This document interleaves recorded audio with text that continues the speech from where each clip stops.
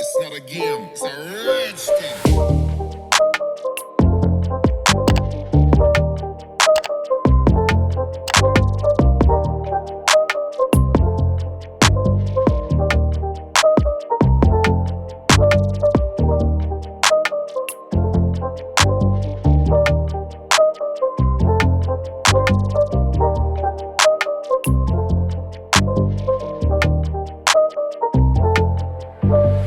හැමෝටම අයිබෝන් අදත් ඕගොල්ලෝ කතරෙන් තවත් අලුත් වීඩියෝ එකක් එක්ක.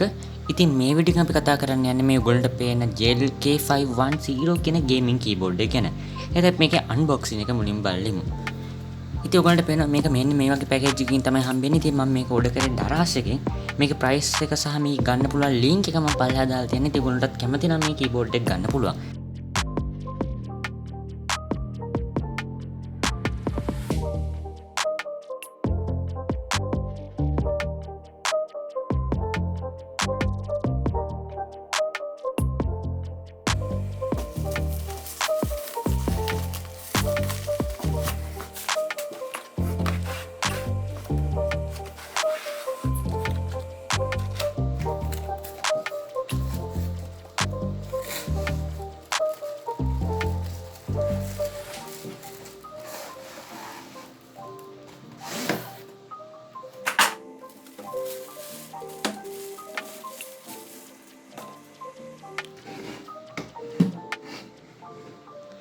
ඉතින් කීබෝඩ් එක අන්බොක්ස් කරගත්ත පස්සේ අපිට මේ විදිහට තමයි බලා ගන්න පුළුවන් වෙන්නේ. ඉතින් ඔයගොල්ලන්ට පේනවා මේ ගොඩක්ම ප්‍රීමියම් විදිහට හදපු කීබෝඩ් එකක්.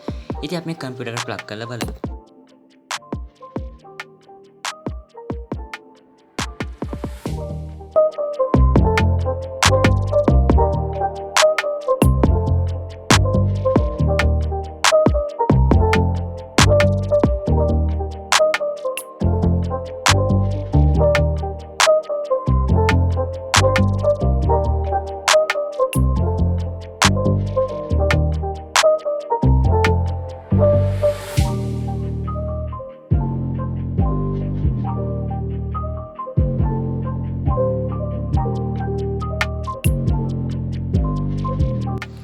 ඉතින් මේ කීබෝඩ් එකේ ෆීචර්ස් ගැන කතා කරොත් මුලින්ම කතා කරන්න තියෙන්නේ මේකේ ඩිසයින් එක.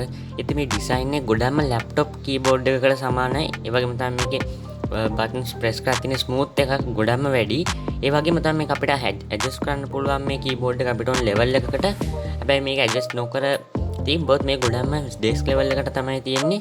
ඉතින් මේකේ තියෙන ඊළඟ ෆීචර් එක තමයි මේක print කරලා තියෙන විදිය. ඉතින් ඔයගොල්ලෝ දන්නවා මේ කීබෝඩ්ස් වල letters සහ numbers print කරන්න එක එක විදි පාවිච්චි කරනවා. මේක print කරලා තියෙන laser print කියන ටෙක්නොලොජි එක පාවිච්චි කරලා.